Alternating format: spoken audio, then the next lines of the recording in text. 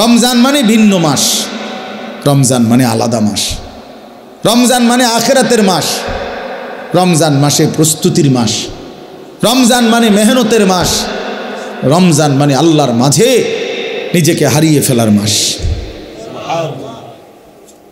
এটাই মাহে রমজান। আর যারা ইমানদার ভাইয়া, যাদের কবর আখিরাত মনে আছে, যারা পরকালকে বিশ্বাস করে, দিবানিশি জাহান্নামের ভয়ে যারা কাঁদে, যারা জান্নাতের আশা করে, খোদার কসম তাদের কাছে রমজান সর্বশ্রেষ্ঠ মাস। সারা বছর আমরা কিতাবে পড়ছি আল্লাহর প্রিয় বান্দারা, আল্লাহর নেক বান্দারা সারা বছর দিলে দিলে অপেক্ষা করতেন, আল্লাহ আরেকটা রমজান হায়াত দেন, আরেকটা রমজান হায়াত দেন, আরেকটা রমজান, আরেকবার সবে কদর পেতে চাই, আরেকবার এতেকাফ করতে চাই, আরেকবার মাওলা তারাবি পড়তে চাই, আরেকবার 70 গুণ নেকি সব কিছুতে আমি অর্জন করতে চাই। আমার আরেকবার সুযোগ দেন। আমার আখিরাত লম্বা মাওলা, আমার পরকাল লম্বা, অতএব আমাকে আরেকটু সুযোগ দেন। এজন্য রমজান মাস এটা বড় মুবারক মাস, এটা দামি মাস মুমিনের কাছে। সবার কাছে একরকম না, সবার কাছে একরকম না বাবা। যার কাছে যেমন কদরও করে তেমন। আমার একজন উস্তাদ আছেন হজরত মাওলানা মুফতি মুস্তফা মাহমুদি, কুমিল্লা বাগমারা লালমাই এলাকার অনেক বড় আল্লাহওয়ালা হুজুর, আমার উস্তাদ। এই হুজুরে আমরা ছাত্র জীবনে দেখতাম, হুজুরে কইতো আল্লাহ কেমন, যার মনে যেমন, যার মনে যার মনে যেমন, যে দিলে দিলে যেমন ভাবে আল্লাহ তাআলা তার আচরণও তার সাথে করে এমন। আনা ইনদা যন্নি আবদি বি, আল্লাহ নিজে বলেন হাদিসে কুদসিতে, আমি আমার বান্দার ধারণা অনুপাতেই তার সাথে আচরণ করি। আমার বান্দা আগেই কয়, আগেই বলে না সুদে না লইলে, কিস্তি না লইলে। আমার বান্দা নিজেই বলে না কেমনে সংসার চলবো, আল্লাহ বলে আমিও তারে এমনই বানায় রাখি, কারণ তুই তো আমার উপরে কোনো আস্থাই রাখো নাই। তুমি আস্থা রাখছো সুদের উপরে, কিস্তির উপরে, তো তুমি যেমন আমার আচরণও তেমন, আমার আচরণও তেমন। সব ব্যাপারে বান্দা আল্লাহ তাআলার ব্যাপারে ধারণা রাখে যেমন, আল্লাহ তাআলাও তার সাথে আচরণ করে তেমন। তো এই জন্য বললাম মাহে রমজান আমাদের জীবনের সর্বশ্রেষ্ঠ মুমিনের কাছে গুরুত্বপূর্ণ মাস। ইমানদারের হৃদয় এটা, ইমানদারের কলজা এটা, ইমানদারের অপেক্ষা এটা। আমাদের প্রিয় নবী সাল্লাল্লাহু আলাইহি ওয়াসাল্লাম একটানা 2 মাস লাগাতার আল্লাহর কাছে রমজান ভিক্ষা চাইতেন। 2টা মাস। আল্লাহুম্মা বারিক লানা ফি রাজাবা ওয়া শাবান ওয়া বাল্লিগনা রমাদান। আয় আল্লাহ, এই 2টা মাসে আমারে হায়াত ভিক্ষা দেন, বরকত দেন, আমারে রমজান পর্যন্ত পৌঁছিয়ে দেন। তাইলে নবী সাল্লাল্লাহু আলাইহি সাল্লাম রজব এবং শাবান মানে রমজানের আগের 2 আরবি মাস আল্লাহর কাছে বরকত চাইতেন হায়াতের, আর রমজান পর্যন্ত পৌঁছতে চাইতেন। আচ্ছা, নবী সাল্লাল্লাহু আলাইহি সাল্লামের 11 মাসের আমল ঘাটতি ছিল কেমন? নবী সাল্লাল্লাহু আলাইহি সাল্লাম 24 ঘন্টার মধ্যে গাফেল থাকতেন কখন? নাউজুবিল্লাহ। আল্লাহকে ভুলে থাকতেন কখন?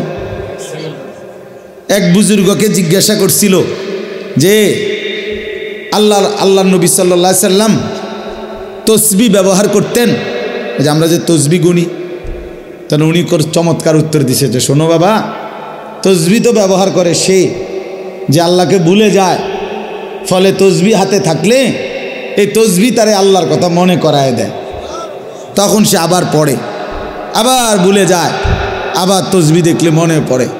তো তসবিহ তো মনে করায় দেয় আল্লাহর কথা, তো যে ভুলে যায় তাকে না মনে করাবে। তো নবী সাল্লাল্লাহু আলাইহি সাল্লাম তসবিহ পড়তেন কিনা, ব্যবহার করতেন কিনা তুমি জানতে চাইছো, আগে তো তুমি বলো নবী সাল্লাল্লাহু আলাইহি সাল্লাম আল্লাহকে ভুলতেন কখন? তিনি আল্লাহকে ভুলতেন কখন? তিনি তো কখনোই ভুলতেন না। কানা রাসূলুল্লাহ সাল্লাল্লাহু আলাইহি ওয়াসাল্লাম ইয়াযকুরুল্লাহ ফি কুল্লি আহইয়ানিহি। আম্মা জান আয়েশা রাদিয়াল্লাহু তাআলা আনহা বলেন, আল্লাহর নবী সাল্লাল্লাহু আলাইহি সাল্লাম সর্বদাই আল্লাহ তাআলার জিকির করতেন। তাইলে যিনি 11 মাস টানা আল্লাহর ইবাদতে পূর্ণ মনোযোগী থাকতেন, যিনি নবী নিজে বলছেন আনা আ'লামুকুম বিল্লাহ, আমি আল্লাহকে সবচেয়ে বেশি জানি চিনি, আনা আতকাকুম, আমি হচ্ছি তোমাদের মধ্যে সবচেয়ে বেশি আল্লাহকে ভয় করি। তাহলে যার তাকওয়া বেশি, যার ইলম বেশি, যার আমল বেশি, যার 11 মাসের বন্দিগি লাগাতার, সেই তিনি এর পরেও এত নেকি এত বন্দিগি থাকার পরেও নবীজি রমজানের অপেক্ষা করতেন 2 মাস। আর আমাদের 11 মাসের হালাত কি? আমাদের হালাত কি? আমাদের নেকি কোথায়? আমাদের গুনার ভিড়ে নেকি তো খুঁজে পাওয়া যাবে না, নেকি তো খুঁজে পাওয়া যাবে না। আমাদের তো গুনায় গুনাহ, গুনাই গুনাহ, গুনাই গুনাহ, উঠতে বসতে চলতে ফিরতে নাফরমানি আমাদের বেশি। অতএব আমাদের জন্য এর চাইতে বেশি রমজানের অপেক্ষা করা উচিত, কারণ রমজান আমার গুনাহ ধুয়ে মুছে সাফ করে দিবে, রমজান আমার নেকির পাহাড় জমায়ে দিবে। এই জন্য দয়া করে আমরা প্রত্যেকে ইনশাআল্লাহ এই প্রথম কথা আমার রমজানের জন্য দিল থেকে দোয়া করবেন, বলেন ইনশাআল্লাহ। এইটা হলো 1 নাম্বার কথা, 1 নাম্বার ডিউটি। এখন থেকে আর বাকি কয়টা দিন প্রত্যেক দিন আল্লাহর কাছে বলেন, আল্লাহ আর কয়টা দিন হায়াত ভিক্ষা দেন, আর কয়টা দিন হায়াত দেন, রমজান না দেখাই আমারে কবরে নিয়েন না মাওলা। আমি রহমত মাগফিরাত নাজাত পেতে চাই, আমি 70 নেকি পেতে চাই, আমি সবে কদর পেতে চাই, আমি ইতিকাফ পেতে চাই, আমি রমজানের রহমত মাগফিরাত নাজাত পেতে চাই। আমারে এত কাছে আইনা 17-18 দিন সামনে রাইখা আমারে কবরে নিয়েন না মাওলা। এইটা আমাদের প্রথম দোয়া। 2 নাম্বার কথা হলো, আল্লাহ পাক রব্বুল আলামিন রমজানের গুরুত্ব বলতে গিয়ে এইখানে ডাইরেক্ট সরাসরি আল্লাহ নিজে বলছেন। এই আয়াতটা সূরা বাকারার 185 নম্বর আয়াত অংশ বিশেষ। আল্লাহ তাআলা বলেন শাহরু রমাদান, এই যে রমজান মাস, শাহরু অর্থ মাস, রমাদান মানে রমজান। তো রমজান মাস এই কথাটা আল্লাহ পাক এই মাসটার এতটা দাম যে আল্লাহ নিজেই এই মাসের নাম উল্লেখ করেছেন। এই কোরআনুল কারিমে আরবি 12 মাসের মধ্যে আর কোনো মাসের নাম কোরআনে নাই, শুধু এইটাই আছে। মহরম, সফর, রবিউল আউয়াল, রবিউল সানি, আরও মাস আছে না আরবি, এগুলোর নাম নাই। শুধু এই রমজান মাসের নামই আল্লাহ উল্লেখ করছে, শাহরু রমাদান, রমজান মাস। অতএব যেটা আল্লাহ উচ্চারণ করছেন সেটা দামি, দামি কি না বলেন? 2, আমাদের নবীজির জবানে রমজান শব্দ উচ্চারণ হয়েছে কিনা? হয়েছে। নবীজি বারবার বলছেন ইজা দাখালা রমাদান, যখন রমজান আসে, ফুতিহাত আবওয়াবুর রাহমা আবওয়াবুল জান্নাহ, রহমতের সব দুয়ার আল্লাহ খুলে দেয়, জান্নাতের সব দুয়ার আল্লাহ খুলে দেয়। ওয়াগুল্লিকাত আবওয়াবুন নার, জাহান্নামের দরজা বন্ধ করে দেয়। অসুলসিলাতিশ শায়াতিন, শয়তানগুলোকে শেকলে বন্দি করে দেয়। এটা মজার বিষয় হইল, মনে করেন এদিক দিয়া ওই পাশ থেকে কোনোখান দিয়া বাইর হইবার কোনো ব্যবস্থা নাই, রাস্তা কেবল একটাই, আপনাকে এদিক দিয়ে বাইরিতে হইব, ঢুকবেন কেবল এটাই, এদিক দিয়েই ঢুকতে হবে। তা আল্লাহ যেন রমজান মাসে জাহান্নামের সব দরজা বন্ধ করে দেয়, শয়তানগুলোকে শেকলে বন্দি করে ফেলে। এবার আল্লাহ যেন বলে, বান্দা এটা রমজান, যেদিক দিয়েই আমল শুরু করবা, যে এলাকার থেকে আমল শুরু করবা, মানে আমার জান্নাতের দিকে হাঁটা শুরু করবা, তো কোনোখানে বাঁচবে না, কোনোখানে ভুল হবে না, পথ হারাইবা না, রাস্তা ভুল হবে না, অন্য কোনো দরজা দিয়ে ঢুকার সম্ভাবনা নাই। শুধু খোলা যেই দরজা, এটা শুধুই জান্নাতেরই দরজা, ঢুকলে শুধু জান্নাতেই ঢুক, ঢুকলে শুধু জান্নাতেই ঢুক। কারণ খোলাই তো কেবল কিসের দরজা? জান্নাতের, জান্নাতের দরজা। এজন্য রমজানে যদি কেউ ইবাদতে লাগে, বন্দিগিতে লেগে যায়, আল্লাহর হুকুম পালন, তো আল্লাহ তাআলা বলেন মাস শেষে শুধু কেবল জান্নাতেই ঢুকবা, জান্নাতেই ঢুকবা, জান্নাতেই ঢুকবা, জান্নাতেই ঢুকবা। তাহলে নবী সাল্লাল্লাহু আলাইহি ওয়াসাল্লাম রমজান মাসের নাম রমজান উল্লেখ করছেন। মান কামা রমাদান, মান সামা রমাদান, এই রমজান শব্দটি আল্লাহ নবী বারবার উল্লেখ করছেন, বারবার উল্লেখ করেছেন। তাহলে যেই নাম আল্লাহ উল্লেখ করছেন, যেই নাম নবীজি উল্লেখ করছেন, তাহলে এটা নিঃসন্দেহে দামি কিনা বলেন? অতএব রমজান মাস আল্লাহর কাছে যেহেতু প্রিয়, রমজান মাস নবীর কাছে যেহেতু প্রিয়, আমি মোমেনের কাছেও রমজান প্রিয়। যা আমার আল্লাহর প্রিয় তা আমারও প্রিয়, যা আমার নবীর প্রিয় তা আমারও কি প্রিয়। এটা হলো এক।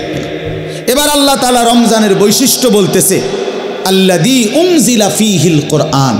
রমজান এটা সেই মাস যেই মাসে আমি আমার শ্রেষ্ঠতম কালাম কোরআন নাজিল করেছি। তাহলে রমজান মাস সেই মাস যেই মাসে কোরআন নাজিল হয়েছে।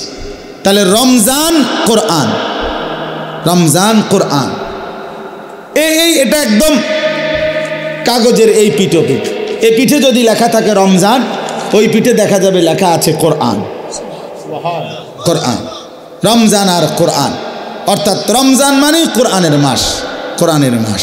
রমজানটাকে মনে করেন মেহমানের সামনে ট্রের মধ্যে করে 10 আইটেমের ছোট ছোট বাটিতে তরকারি দিছে, দিয়া উপরে একটা সুন্দর কাপড় দিয়ে মখমলের ঢেকে দিছে সবগুলোর উপরে, সবটি বাটির উপরে। তো আল্লাহ তাআলা যেন এই রমজান মাসটাকে কতগুলো ইবাদত দিয়ে সাজিয়েছেন। যেমন রোজা, এটা একটা ইবাদত, ইফতার এটা একটা ইবাদত, সাহারি মানে রাত্রির খাবার এটা একটা ইবাদত, 20 রাকাত তারাবি এটা একটা ইবাদত, তারপরে শেষ দশকে এতেকাফ মসজিদে এটা একটা ইবাদত, শেষ দশকের বেজর রাত্রিগুলোতে শবে কদর এটাও একটা কি ইবাদত। এইভাবে আল্লাহ তাআলা এগুলা দিয়া সাজাইয়া এইটার উপরে যেন কোরআন নামের একটা চাদর দিয়ে ঢেকে দিছে। মানে পুরাটা রমজান কোরআন দ্বারা মোড়ানো, কোরআনের চাদরে ঢাকা। এজন্য রমজান আল্লাহ তাআলা বলছেন এটার মর্যাদা বৈশিষ্ট্য যে আমি আল্লাহ আমার কোরআন নাজিল করেছি। কোরআন নাজিল করার কারণে রমজান দামি, দামি। কেমন কোরআন? হুদাল লিন্নাসি ওয়া বাইয়িনাতিম মিনাল হুদা ওয়াল ফুরকান। আল্লাহ বলেন কোরআন হচ্ছে বিশ্ব মানবতার হেদায়েত এবং হেদায়েতের স্পষ্ট পথ নির্দেশিকা, মানে কোনো বিষয় অস্পষ্ট নাই। ওয়াল ফুরকান, কোরআনই হচ্ছে সত্য মিথ্যা, ন্যায় অন্যায়, জায়েজ না জায়েজ, উচিত অনুচিতের মাপকাঠি। কোনটা করা উচিত, কোনটা ছাড়া উচিত, কোনটা ন্যায়, কোনটা অন্যায়, কোনটা উচিত, কোনটা অনুচিত, আল্লাহর কসম এটা একমাত্র কোরআনই সিদ্ধান্ত দেয়। আমার রসুলের সুন্নাহ হাদিসই শিক্ষা দেয়। এজন্য কোরআন সুন্নাহ থেকে যে বঞ্চিত, কোরআনের জ্ঞান যে পায় নাই, রসুলের হাদিস যে শিখে নাই, আল্লাহর কসম সে ন্যায় অন্যায় চিনতেই পারে না। কোরআনবিহীন সভ্য হয় না, কোরআনবিহীন আখলাক হয় না, হতেই পারে না। পৃথিবীর আর কোনো বই দিয়া হবে না, হালাল হারাম বুঝবে না। পড়ে তো উচ্চ শিক্ষিত, কথা তো বলে শুদ্ধ, রেজাল্টও খুব ভালো, শব্দ উচ্চারণ চমৎকার, কিন্তু আজকে 5 বছর একটা মেয়ের সাথে সম্পর্ক, হাঁটে চলে মেয়ের সাথে, এটা যে হারাম এইটাও তার আন্দাজের মধ্যেই নাই। কারণ কোরআনের জ্ঞান না থাকার কারণে, কোরআন না থাকার কারণে হালাল হারামের পার্থক্য বুঝার অন্য কোনো জ্ঞান তার কাছে নাই। এই জন্য কোরআনই একমাত্র মানুষকে ন্যায় অন্যায় শিখায়। ওয়াল ফুরকান। আমরা চ্যালেঞ্জ করলাম, আমি চ্যালেঞ্জ করলাম, তোমরা ছেলেরা যারা স্কুলে পড়ো, কলেজে পড়ো, ইউনিভার্সিটিতে পড়ো, প্রিয় বন্ধু চলো সিদ্ধান্ত নিয়ে তুমি দেখাও যে কোরআনের মতো আরেকটি কিতাব বই আছে যেখানে সত্য মিথ্যা, আলো অন্ধকার, ন্যায় অন্যায়, হালাল হারাম শিখায়।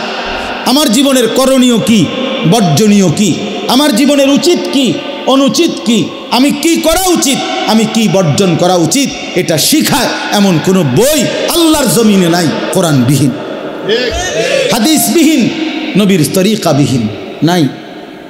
এটা নাই হইতে পারে না। আমরা পড়ছি জেনারেল লাইন, আমি তো কুমিল্লা ভিক্টোরিয়া কলেজ থেকে মাস্টার্স পাস করছি, জেনারেল লাইনের পুরা পড়ালেখা করছি, সায়েন্স বিজ্ঞান বিভাগ থেকে তো এসএসসি পাস করছি, বিজ্ঞান পড়ছি আমি।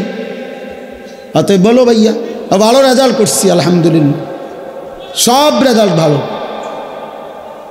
তাহলে এই জন্য বললাম আল্লাহর কোরআন থেকে বঞ্চিত এই রমজানের সামনে আলোচনায় এটা আল্লাহর জন্য উল্লেখ করছে, বান্দা সর্বশ্রেষ্ঠ মাসে সর্বশ্রেষ্ঠ কিতাব কোরআন আমি নাজিল করেছি। তাইলে মানুষ হলো সর্বশ্রেষ্ঠ আল্লাহর সৃষ্টি, কোরআন হলো সর্বশ্রেষ্ঠ কিতাব, রমজান হলো সর্বশ্রেষ্ঠ মাস। অতএব সর্বশ্রেষ্ঠ যেই মানুষটা আল্লাহর কোরআন থেকে বঞ্চিত, খোদার কসম সুম্মা রাদাদনাহু আসফালা সাফিলিন, আল্লাহ বলে এবার আমাকে ছেড়ে দিলা, কোরআন ছেড়ে দিলা, তো আমি তোমাকে একেবারে নিকৃষ্ট থেকে নিকৃষ্ট স্থানে তোমারে পৌঁছায় না, নিকৃষ্ট থেকে নিকৃষ্ট স্থান।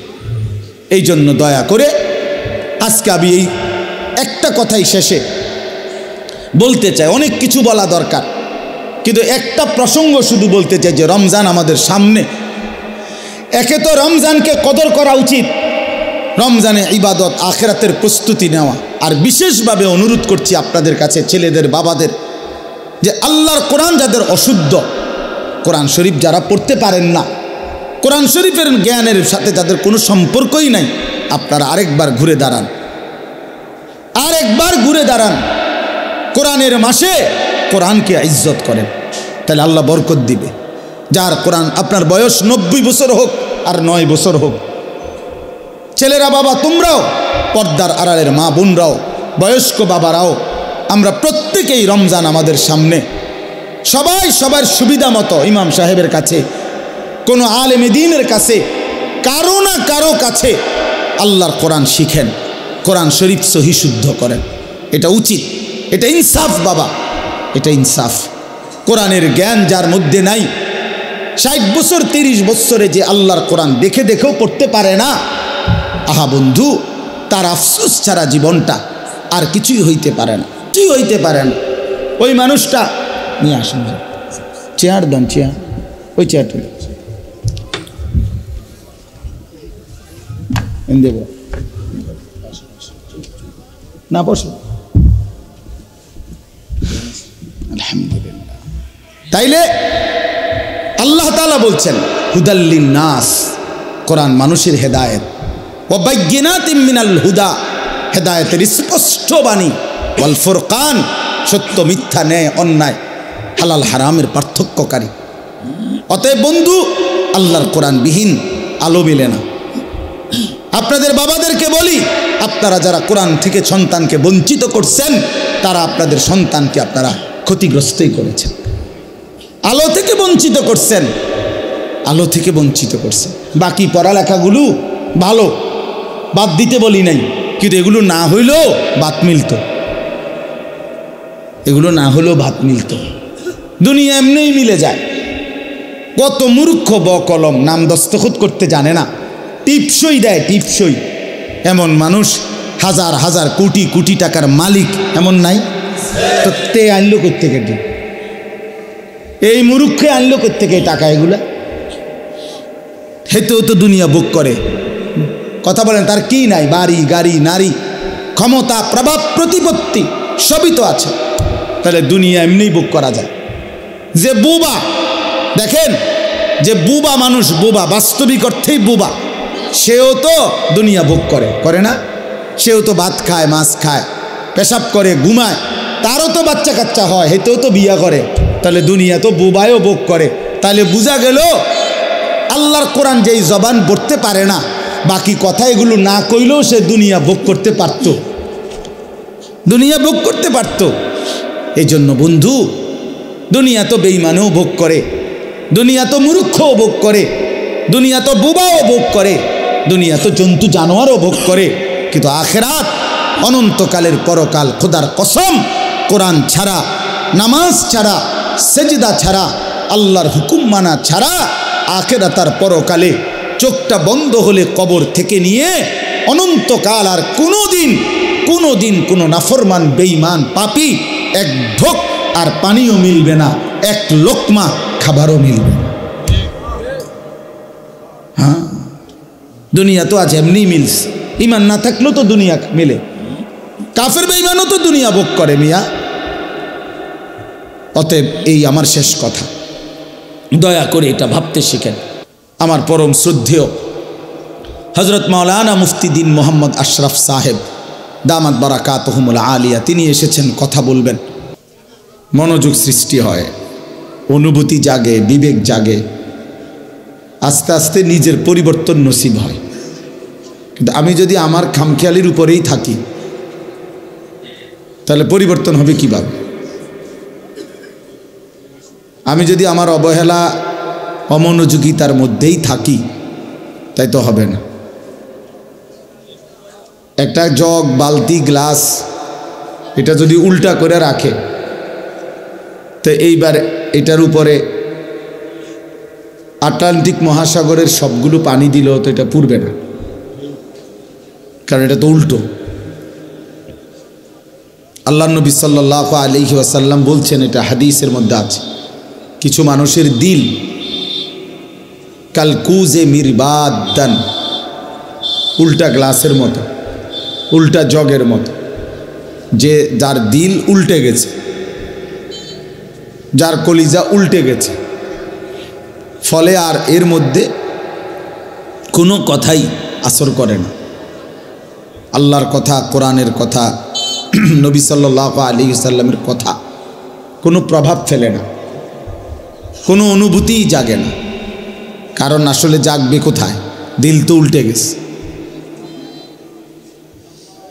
এজন্য হাদিসের মধ্যে আছে, আল্লাহর নবী সাল্লাল্লাহু আলাইহি ওয়াসাল্লাম 5 ওয়াক্ত নামাজের পরে নবীজি বিশেষ যেই দোয়াগুলো করতেন, এর মধ্যে একটা দোয়া এটা, ইয়া মুকাল্লিবাল কুলুব সাব্বিত কলবি আলা দীনিকা, হে অন্তরসমূহের পরিবর্তনকারী, হে অন্তরসমূহের পরিবর্তনকারী আল্লাহ, আপনি আমার অন্তর, আমার কলব আপনার দ্বীনের উপরে মজবুত রাখেন।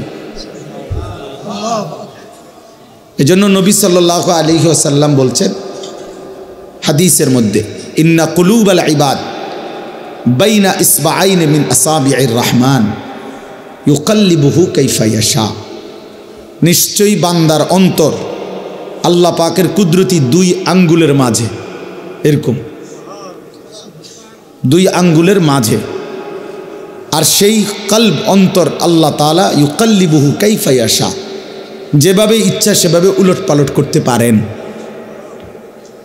এজন্য আল্লাহ পাক যদি দিল বদলে দেয়, উল্টে দেয়, তো আর কোনো দিন হেদায়েতের রাস্তা সে পাবে না, আর কোনো দিন আলোর পথ পাবে না। দুনিয়া ভোগ করতে পারবে জন্তু জানোয়ারের মতো, হাইওয়ান কুকুরের মতো, কিন্তু আলোর সন্ধান, কল্যাণের সন্ধান, নিজের ভালো, নিজের কর্তব্য, নিজের করণীয়, কোন পথে হেদায়েত, কোন পথে কল্যাণ, কোন পথে আলো, সেটা আর মিলবে না। কোরআন শরীফে আছে, ওয়ামান ইউদলিলিল্লাহু ফামা লাহু মিন হাদ, আল্লাহ বলেন, আল্লাহ যাকে পথভ্রষ্ট করে দেন তাকে আর কোথাও কোনো পথ প্রদর্শক নাই, সে আর কোথাও রাহবার মিলবে না। ফামান লাম ইয়াজআলিল্লাহু লাহু নূরান ফামা লাহু মিন নূর। ছেলেরা মনোযোগ দিয়ে শোনো, বাস অল্প সময় কথা বলবো আমি। আল্লাহ তাআলা বলেন, আল্লাহর আলো যে পেল না, ফামা লাহু মিন নূর, তার জন্য আর কোথাও কোনো আলো নাই। আল্লাহর আলো থেকে বঞ্চিত, তো সব জায়গায় তার জন্য অন্ধকার। আল্লাহ তাআলা কোরআনুল কারীমের মধ্যে বলছেন, যারা নাফরমানি করছে তাদের সারা জিন্দিগির যাবতীয় কাজকর্ম কারামাদিন ইশতাদ্দাত বিহির রিহু ফি ইয়াউমিন আসিফ, ওই রকম ছাইয়ের স্তূপের মতো, যেখানে কোনো ব্যক্তি ছাই বোঝেন তো না, চুলার লাকড়ির ছাই, ছালি আর কি, যে এই ছাইয়ের স্তূপ দিছে রাস্তার এখানে, মনে করেন অনেক ছাইয়ের স্তূপ, হঠাৎ করে একটা জড়ো বাতাস, জোরে বাতাস আসছে, এক বাতাসে ছাই উড়ে ছিন্ন ভিন্ন হয়ে গেছে, আর কোনো নাম নিশানা নাই।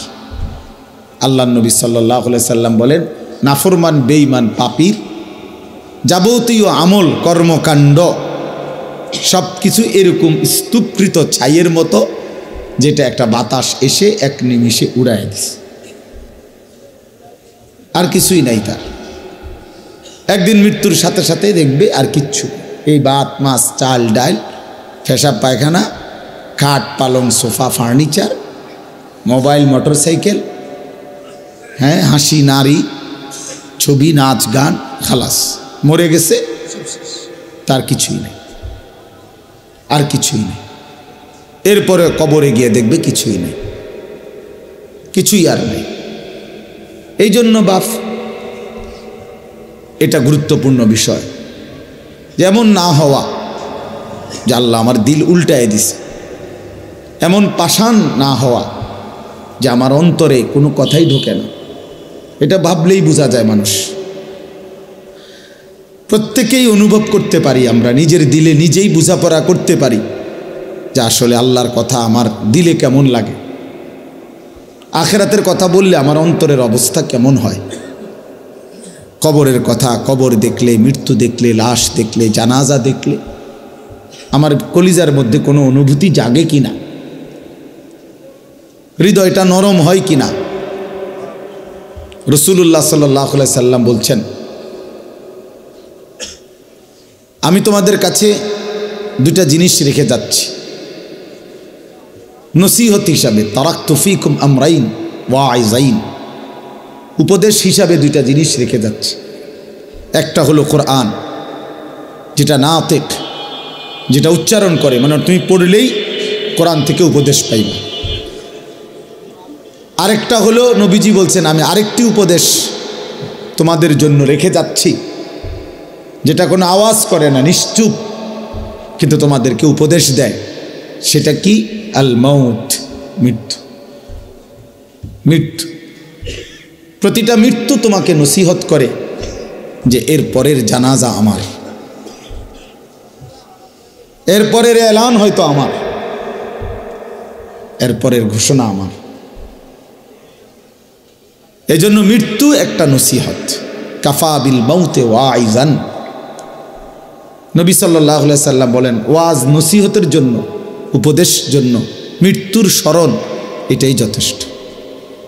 মৌতের কথা কিছুক্ষণ ভাবা, কোনো লাশ, কোনো জানাজা, কোনো কবরস্থানে দাঁড়িয়ে একটু ফিকির করা, এটাই যথেষ্ট ওয়াজ হিসাব। এটাই বড় ওয়াজ, এটাই বড় নসিহত, এটাই বড় উপদেশ।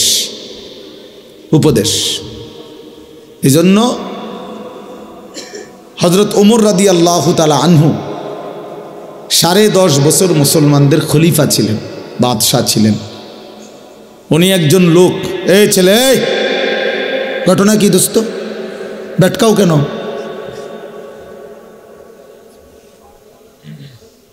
ফাজলামি করলে চলে যাও, আরো দুজন মানুষের জায়গা দাও, বেচারা কষ্ট করে দাঁড়ায় রয়েছে।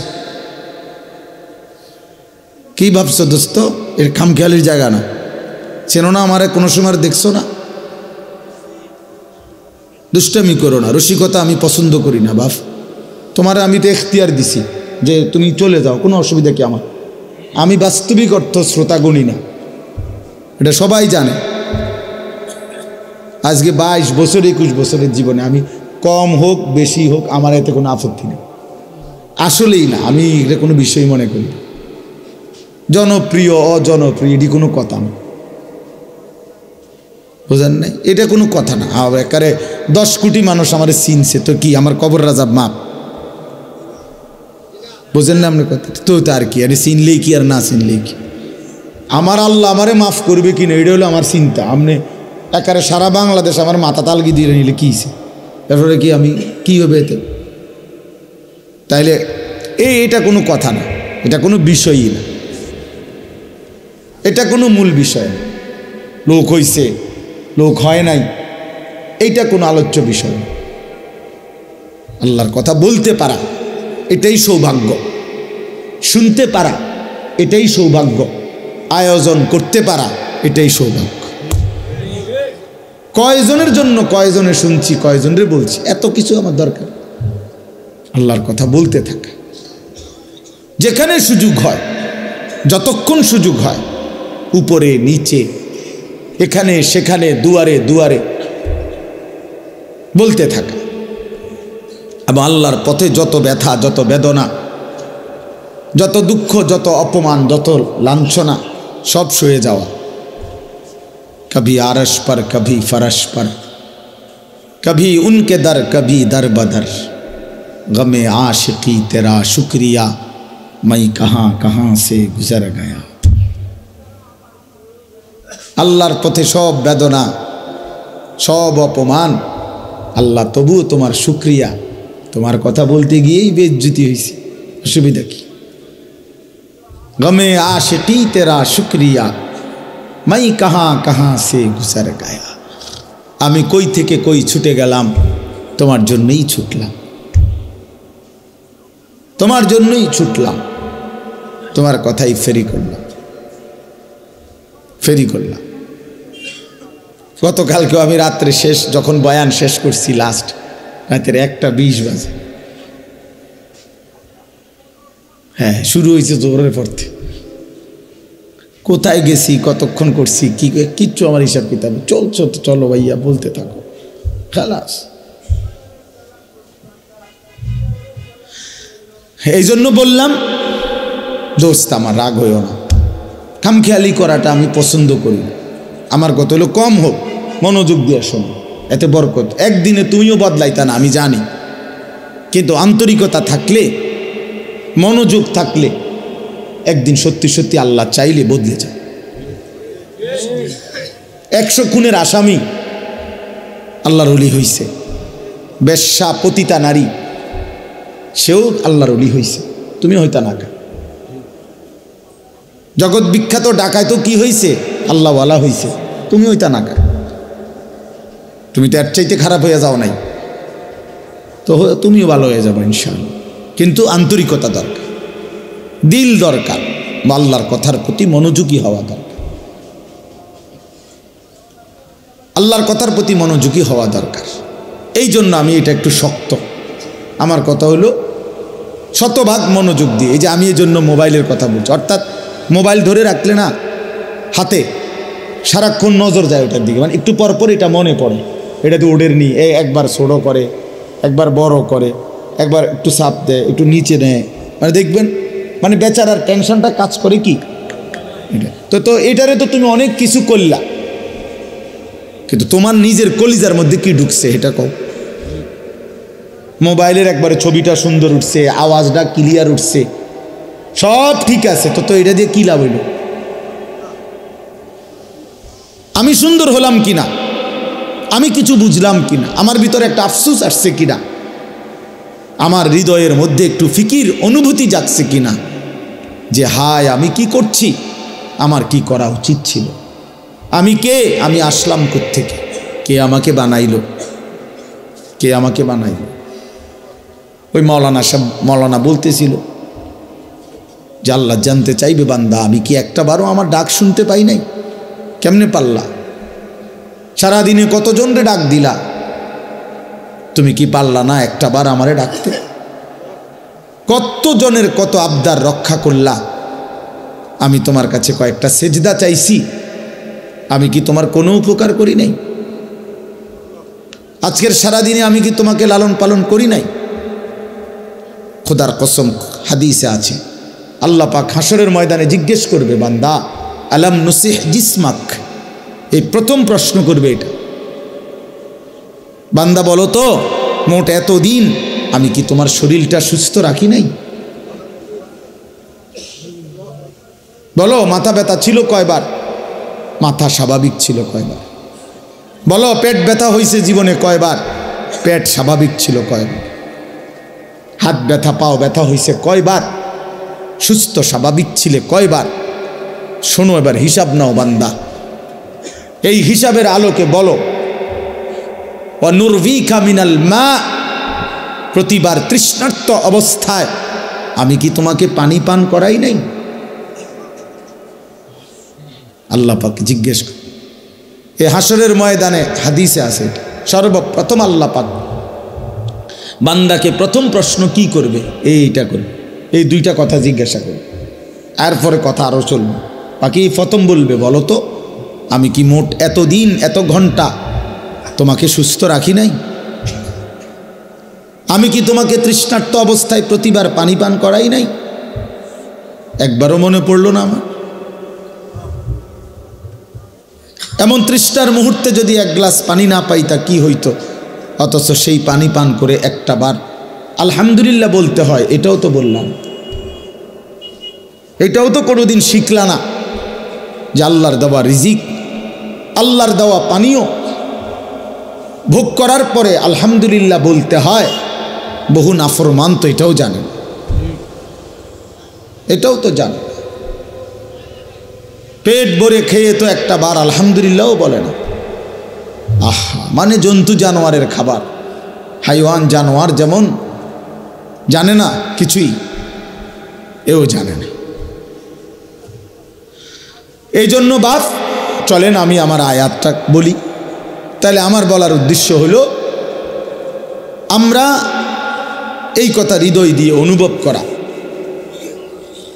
আমাদের আখিরাত আছে, আমাদের পরকাল আছে, আমাদের মৃত্যু পরবর্তী একটা জিন্দিগি আছে। এটা নিশ্চিত, এটা সত্য, শতভাগ সত্য। কবর, হাসর, মিজান, ফুলসেরাত, জান্নাত, জাহান্নাম, এটা সত্য বাপ। যদি মিথ্যা হইতো 1450 বছরে গবেষণা কইরা বিভিন্ন দার্শনিক পণ্ডিতরা অনেক তথ্য বের করতো যে এই আলোকে এটা প্রমাণিত হলো যে এটা মিথ্যা। কিন্তু কোনো কাফের বেঈমানও আজ পর্যন্ত পরকালের কোনো বিষয়কে মিথ্যা প্রমাণিত করতে পারে নাই। কোরআনুল কারীমের একটি অক্ষরকে যেহেতু ভুল প্রমাণিত করতে পারে নাই, অতএব আখিরাত সত্য। আফালা ইয়াতাদাব্বারুনাল কুরআনা ওয়ালাউ কানা মিন ইনদি গায়রিল্লাহি লাওয়াজাদু ফীহি ইখতিলাফান কাসীরা। আল্লাহ বলে, আমার বান্দারা কোরআন পড়ে দেখো না কেন, কোরআন গবেষণা করছো না কেন, দেখো না এক একটা আয়াত মিলায়া দেখো। যদি এই কোরআন অন্য কারো কাছ থেকে আসতো আমি আল্লাহ ব্যতীত, তাহলে যেই কোনো চিন্তাশীল বুদ্ধিমান ব্যক্তি গবেষণা করলেই তার মধ্যে অসংখ্য ভুল ত্রুটি ভ্রান্তি খুঁজে পেত। আল্লাহ ভিন্ন যেই লেখে, যেই বলে, তার কথা বক্তব্য লিখনির মধ্যে ভুল হয়ই হয়। 1 লক্ষ কথাও যদি সঠিক হয়, 10টা কথা ভুল হয়, ভুল হয়। আমরা একেবারে আমগো যেই কোনো ওয়াইজেরও আমনে যদি খেয়াল করে এখন আপনি হয়তো কইতে পারবেন যে হুজুর এই শব্দটা এমনি না করলে ভালো হইতো, এটা এমনি করলেও পারতো। কথা বুঝেন নাই আমার? আমি হয়তো বুঝছি এমনি কইছি, আপনার বিবেচনায় যে না এটা এমনি করলেও পারতো। কিন্তু এমনও কোরআনুল কারীমের মধ্যে এমনও কোনো কথা, একটা লাইন, একটা শব্দ এমন নাই যে পৃথিবীর কোনো ইমানদার কিংবা বেঈমান এটা বলছে যে এই শব্দটা এটা না কইয়া এটা করলে ভালো হইতো, এমনও না। এইটাই সত্যম, এখানে এইটাই, যেখানে যেটা ওইখানে ওইটাই। এখানে এর চাইতে সুন্দর শব্দ নাই, এর চাইতে চমৎকার উপস্থাপনা হইতে পারে না, এর চাইতে চমৎকার শব্দের গাঁথুনি, একটার পর একটা শব্দ চয়ন এর চাইতে চমৎকার হইতে পারে না। সকল গুণে, সকল বিবেচনায়, সর্বগুণে কোরআন শ্রেষ্ঠ।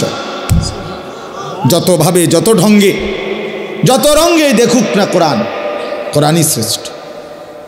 আল্লাহ বলছেন কেন? কারণ এটা আমি আল্লাহর পক্ষ থেকে আসছে, আর আমি সেই মালিক, ইয়ালামু মা বাইনা আইদিহিম ওয়া মা খালফাহুম। আমি সামনেও জানি, পিছনেও জানি, কিয়ামত পর্যন্ত পৃথিবীর শেষ হালাত আমি তো জানি। তো কাজেই আমার কথার মধ্যে ভুল ভ্রান্তি অযৌক্তিক হবে কেমনে? পৃথিবী আধুনিক হইতে হইতে কই যাইয়া পৌঁছবে এটা আল্লাহ জানে না? তো তাইলে এই জন্য বাপ কোরআনুল কারীমের কথাই শ্রেষ্ঠ কথা। আফালা ইয়াতাদাব্বারুনাল কুরআনা আম আলা কুলুবিন আকফালুহা। আল্লাহ বলেন, হায় বান্দারা, কি হলো তোমাদের? তোমরা যে কোরআন পড়ছো না, কোরআন গবেষণা করছো না কেন? নাকি তোমাদের অন্তরগুলো তালাবদ্ধ? আম আলা কুলুবিন আকফালুহা, নাকি তোমাদের দিলগুলো তালা মারা? এই বাপ ভাইয়া, ছেলেরা, বাবারা, মুসলমান হওয়ার পরও যারা কোরআন পড়েন না, বুঝেনও না, 2-4 লাইন শব্দ তেলাওয়াতও করেন না, সত্য কথা হইল আপনার কোনো দিল নাই, আপনার আসলেই কোনো অন্তর নাই। এটা তালাবদ্ধ, এটা একটা জমাট পাথর ছাড়া আর কিছু। আম আলা কুলুবিন আকফালুহা, আল্লাহ পরিষ্কার বলছে। কোরআন পড়ছো না কেন? কোরআন নিয়ে ভাবতেছো না কেন বান্দা? নাকি তোমাদের অন্তরগুলো তালাবদ্ধ? তার মানে বোঝা গেল যে আল্লাহর কোরআন নিয়ে ভাবে না, আল্লাহর কোরআন পড়ে না, আল্লাহর কোরআন বোঝে না, খোদার কসম তার কোনো অন্তরে নাই, তার কোনো দিল নাই, তার দিল তালাবদ্ধ, ওইটা জমাটবদ্ধ পাথর ছাড়া আর কিছু না, আর কিছু না। দুনিয়া ভোগ করে তো, দুনিয়া তো আতফাও দিয়ে না ভোগ করে, চোখ নাক কান দিয়ে ভোগ করে, দিল কোনো কাজ করে না। এই জন্য আমরা কোরআনুল কারীমের দিকে ফেরা দরকার, আমাদের আখিরাতের দিকে ফিরা দরকার, আমাদের বিবেককে কাজে লাগানো দরকার। আমরা এটা ইনসাফের সাথে ভাবা উচিত। প্রিয় ভাই আমার, বন্ধু আমার, ছেলেরা আমার, বাবারা আমার, বাস্তবিক অর্থে আমাদের সব কিছু সুন্দর ছিল, আমরা সব সুন্দর, সব শ্রেষ্ঠ রেখে একেবারেই অসুন্দর, অযৌক্তিক, ফালতুর পিছনে আমরা জীবনটা শেষ করে দিচ্ছি। আমাদের আল্লাহ সর্বশ্রেষ্ঠ, আমাদের নবী মুহাম্মদ সাল্লাল্লাহু আলাইহি সাল্লাম সর্বশ্রেষ্ঠ, আমাদের কিতাব কোরআন সর্বশ্রেষ্ঠ, আমাদের ধর্ম ইসলাম সর্বশ্রেষ্ঠ, আমাদের সবটাই শ্রেষ্ঠ ছিল। কিন্তু আমরা সর্বশ্রেষ্ঠ নিয়ামত ছেড়ে একেবারে ফালতু ফালতু কতগুলা বইপত্র, কাগজ কলম, পৃথিবীর কিছু মানুষের বিকৃত কিছু চিন্তা চেতনা, এর পিছনেই আমরা জিন্দিগি শেষ করে দিছি। ছেলেটা সকাল থেকে রাত পর্যন্ত ছুটছে, কি করে বাবা, কেন হাসো, কেন কাঁদো, কি চুল রাখলা, কি জামা পরলা, সারাদিনে মোবাইল টিপ্পা কি পাইলা, এত নারী, এত ছবি, এত দৃশ্য, এত উলঙ্গপনায় শেষ পর্যন্ত রাত শেষে অর্জন কি বাবা? জিজ্ঞাসা করে দেখেন না, বলবে কোনো অর্জন না। শরীরটা নাপাক হয়েছে, নারী দেখতে দেখতে, ছবি দেখতে দেখতে, হ্যাঁ, লজ্জাস্থানের শক্তিটা নষ্ট হয়েছে, হাতটাকে নাপাক জায়গায় ব্যবহার করছে, কোমরের শক্তি কমে যাচ্ছে, যৌবনের সক্ষমতা নষ্ট হয়ে যাইতেছে, শরীরটা ধীরে ধীরে অচল, পঙ্গু, অপদার্থ হয়ে যাচ্ছে, আখেরাতটা জাহান্নামের আগুন জ্বলছে। এই অর্জন, চরিত্রহীনতার অর্জন কি? অশ্লীলতার অর্জন কি? অসভ্যতার অর্জন কি? তাহলে এই জন্য আমরা বললাম, আমাদের আল্লাহ, আমাদের কোরআন, আমাদের রাসূল, আমাদের ইসলাম আমাদের জন্য সর্বশ্রেষ্ঠ, আমাদের জন্য নিরাপদ, আমাদের জন্য আরামদায়ক, এবং এর মধ্যেই আমাদের সুখ, শান্তি, স্বস্তি, নিরাপত্তা, আনন্দ, সুখ সব এখানে, সব এখানে। আমি তো সব সময় বলি, বাপ, তুমি সারা রাত নারী দেখে যে মজা পাও, আল্লাহর কসম, এক ইমানদার তাহাজ্জুদ নামাজে একটা সেজদা দিয়ে তার চাইতে লক্ষ কোটি গুণ বেশি মজা পায়। যারা ইবাদত করে, যারা আল্লাহর বন্দেগী করে, তুমি মনে করো না তারা নিরানন্দ, তাদের কোনো আনন্দ নাই, এমনি সেটানি মানুষ আল্লাহর ইবাদত করে, অনের অসন্তুষ্টি নিয়ে আল্লাহর বন্দেগী করে। আমরা 5 ওয়াক্ত নামাজ পড়ি অসন্তুষ্টি নিয়ে, হ্যাঁ, তো তাইলে নাফরমান ছেলে পেলে, বেহায়া নারী, হারামখোর নাফরমান মনে করে তার হারামের মধ্যে তৃপ্তি, খোদার কসম হারামের মধ্যে অতৃপ্তি, হারামের মধ্যে অতৃপ্তি, হারামের মধ্যে। মদে কখনো তৃপ্ত হয় না, পানিতে তৃষ্ণা মিটে যায়। নারী, ভিন নারী দেখলে কখনোই তৃপ্তি মিটে না, কিন্তু হালাল স্ত্রীতে তৃপ্তি হয়ে যায়। হ্যাঁ,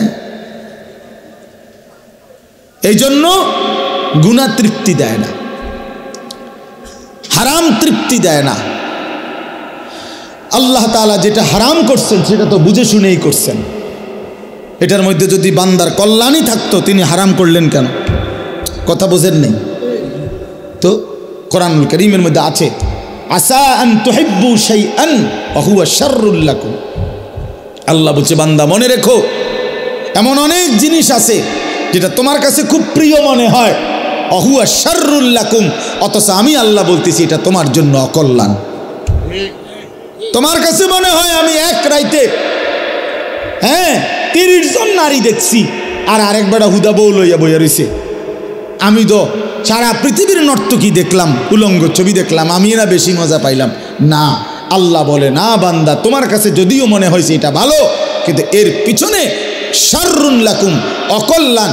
এটা তোমার চরিত্র নষ্ট করে, এটা তোমার আখলাক নষ্ট করে, এটা তোমার শরীরের সক্ষমতা নষ্ট করে, এটা তোমারে মানুষের চোখে ঘৃণিত করে। কোনো লম্পটকে, কোনো চরিত্রহীনকে পৃথিবীর কেউ 2 পয়সার কোনো মূল্য দেয় না। রাস্তার কুকুর বিড়ালের সমান মর্যাদাও দেয় না বেটা।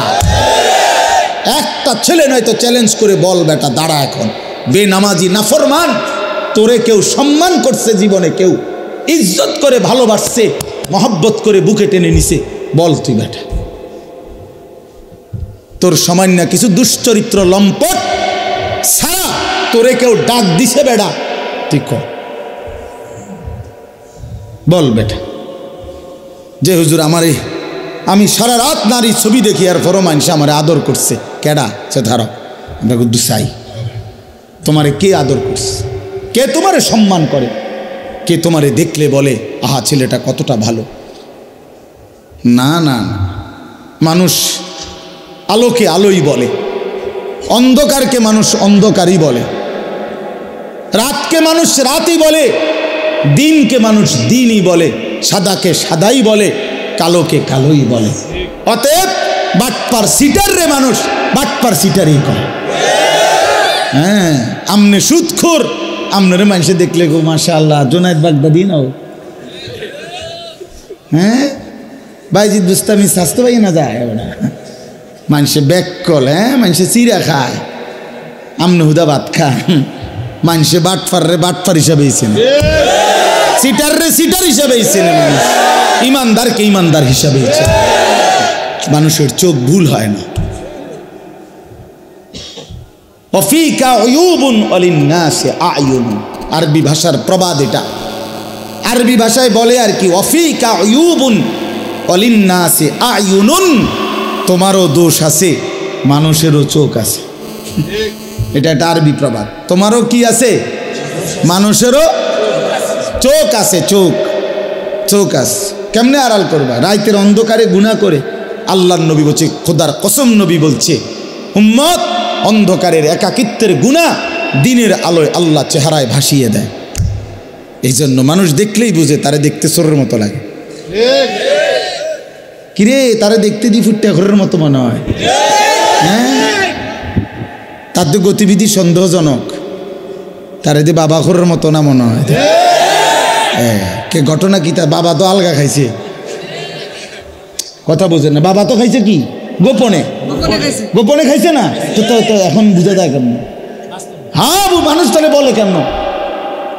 মানুষের চোখে এটা ধরা পড়লো কেন? এটা আল্লাহ তাআলা এই নাফরমানের চেহারার মধ্যে গুনার চিহ্ন ভাসায় দেয়। এজন্য বাবা তোমরা যারা নামাজ পড়ো না, আমি দাঁড় করাই দেই, আমি তো এখন দাঁড় করাইতে পারবো। এখানে তোমরা যারা নামাজ পড়ো না, এই অসভ্যদেরকে তো আমি এখন দাঁড়াইতে পারবো। বেনামাজি তো অসভ্য, বেনামাজি তো নির্লজ্জ, বেনামাজি তো বেহায়া, বেনামাজি তো হাইওয়ান, বেনামাজি তো জানোয়ার, বেনামাজির জিন্দিগি তো কুত্তার জিন্দিগি। কোরআন শরীফে বলছে, কোরআন শরীফ, ওয়াত্তাবা হাওয়াহু ফামাসালুহু কামাসালিল কালব। আল্লাহ বলছে মনের ইচ্ছা মতো যে চলে তার উদাহরণ কুত্তার মতো। কোরআন শরীফের আয়াত। হ্যাঁ হ্যাঁ, মনে রাখো বাবা, যার কপালে সেজদা নাই তোমার জীবন কুত্তার জীবন, কুত্তার জিন্দিগি, কুত্তার জিন্দিগি। এই জীবন কুকুরের জীবন, এই ঘুম কুত্তার ঘুম, এই খানা কুকুরের খানা, এই ভোগ কুকুরের ভোগ। কুকুর যেমন লজ্জা শরম নাই, যত্র তত্র তার জেনা ব্যভিচার করে, তোমারও কোনো লজ্জা শরম নাই, যাকেই দেখো তাকেই দেখতে মন চায়। এ জীবন কুকুরের জীবন। কোরআন শরীফ আল্লাহ বলছে ফামাসালুহু কামাসালিল কালব। কালব অর্থ কি? কুকুর। কুকুর, কালবুন অর্থ কুকুর। আল্লাহ আমাদেরকে বুঝ দান করেন। আমি যে আয়াতটা পড়ছি, মাহে রমজান, আমাদের সামনে রমজান, আর মাত্র 18-19 দিন, 10 তারিখ আজকে চলে গেছে। তাহলে পহেলা মার্চ যদি রমজান হয় 18 দিন, 2 মার্চ যদি রমজান হয় 19 দিন। এই 18 থেকে 19 দিন আমাদের সামনে আর বাকি। মাহে রমজান, মাহে রমজান। এক মুমিনের যদি ফিকির করো বাপ, আমি এতগুলো কথা শক্ত বলছি, এতগুলো কথা কঠিন করে বলছি বাবা, এবার যদি আমরা ফিকির করি, না আসলেই আমি কেন জানোয়ার হব, আমি কুকুর হব কেন, আমি মুসলমান, আমার একটা আত্মমর্যাদা আছে বাবা, আমার একটা আত্মসম্মান আছে, আমার একজন আল্লাহ আছে, আমার একজন নবী আছে, আমার একটা মা আছে, আমার একজন বাবা আছে, আমি মারে কেন বেইজ্জতি করব, বাবারে কেন অপমান করব, আল্লাহকে কেন অবহেলা করব? এতটুকু যদি ভাবনা হয়, নিজেদের জীবন যদি ইমানের জীবন, মুসলমানের জীবন আমার মনে পড়ে, তো সেই জীবন গড়ে তোলার, সাজিয়ে তোলার সর্বশ্রেষ্ঠ মৌসুম, সিজন মাহে রমজান। আমার পরম শ্রদ্ধেয় হযরত মাওলানা মুফতি দ্বীন মোহাম্মদ আশরাফ সাহেব দামাত বারাকাতুহুমুল আলিয়া, তিনি এসেছেন, কথা বলবেন। আপনারা সবাই মনোযোগ দিয়ে বসেন। নওজোয়ান ছেলে তোমরা উঠাউঠি করো না বাবা, আল্লাহর দোহাই কেউ উঠাউঠি করো না, মেহেরবানি করে, এটা অভদ্রতা। হুজুর কথা বলবেন, অল্প সময় দোয়া করবেন। তো আমার অনুরোধ রইল বাপ, ছেলেদেরকে বলি বাপ, রমজান মাস, অনেকের পড়ালেখার ব্যস্ততা, স্কুলের ব্যস্ততা কিছুটা কম হইতে পারে, অথবা ব্যস্ততা থাকলেও একটু সময় বের করে আল্লাহর কোরআন শিখার ফিকির করেন। বয়স্ক বাবারা যারা আছেন, চা দোকানে আড্ডা না দিয়ে কোরআন শিখেন। মা বোনদেরকে বলেন আল্লাহর কোরআন শিখতে, তাইলে রমজানের কদর হবে, রমজানের সম্মান জানানো হবে। কোরআনের মাসে কোরআনকে আমি স্বাগত জানাইলাম। আল্লাহর নবী সাল্লাল্লাহু আলাইহি সাল্লাম বলছেন, শেষ কথা হলো, নবীজি বলছেন আল্লাযী ইয়াকরাউল কোরআনা ওয়া হুয়া মাহিরুন বিহি মা'আস সাফারাতিল কিরামিল বারারা। আল্লাহর নবী সাল্লাল্লাহু আলাইহি সাল্লাম বলেন যে বিশুদ্ধভাবে, সুন্দরভাবে আল্লাহর কোরআন পড়তে পারে, পড়তে থাকে, সে নেককার, পুত, পবিত্র, সম্মানিত ফেরেশতাদের সাথী হবে। আর ওয়াল্লাযী ইয়াকরাউল কোরআনা ওয়া হুয়া ইয়াতাতা'তাউ ফীহি ফালাহু আজরান। নবীজি কি সুন্দর কথা বলছে। নবীজি বলছে, আর যারা কোরআন পড়তে গিয়ে ঠেকে, মানে ঠেইকা ঠেইকা পড়ে, কষ্ট হয় বেচারা, নতুন শিখছে, নতুন শিখতেছে, ঠেইকা ঠেইকা ভাঙ্গা ভাঙ্গা খুব কষ্ট করে পড়তেছে, শিখতেছে, আল্লাহর নবী বলেন ফালাহু আজরান, আমি নবী বললাম আমার সেই বান্দা, সেই উম্মতের জন্য প্রতি অক্ষরে অক্ষরে দ্বিগুণ দ্বিগুণ নেকি, ডাবল ডাবল নেকি দেওয়া হয়। এক তো কোরআন পড়লা, আরেক তো কষ্ট সত্ত্বেও কষ্ট করে উচ্চারণ করার চেষ্টা করল। অতএব নতুন করে শিখে যদি কষ্টও করেন তা আপনি ঠকবেন না, বরং দ্বিগুণ নেকি পাবেন ইনশাআল্লাহ। এজন্য আমরা প্রত্যেকেই এবারে রমজানে চেষ্টা করেন আল্লাহর কোরআন শিখার। আল্লাহ আমাদেরকে তৌফিক দেন, কবুল করেন, আমিন।